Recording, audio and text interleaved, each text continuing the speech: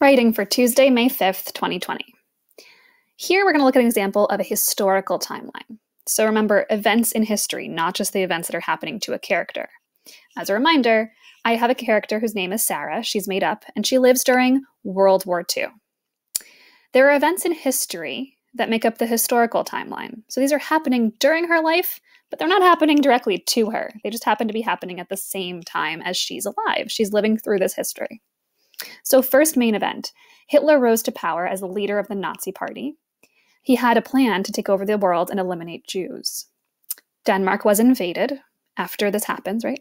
Then the resistance was formed, made up of people who wanted to help the Jews escape and also people who didn't like the Nazis being in Denmark.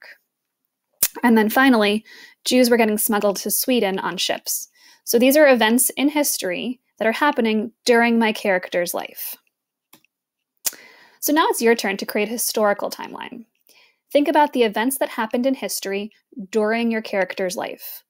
Now, your character might live during colonial times in America, or you might have chosen a different time period. If that's the case, just make sure you have lots of details about what's happening in history during your character's life. And again, if you can do 5 historical events, awesome. If you can only think of 3 important ones, that's okay too. I'll leave that up to you guys.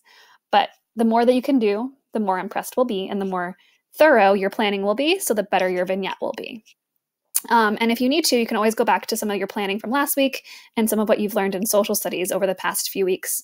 They're all on Google Classroom, so you could always go back and check out those things.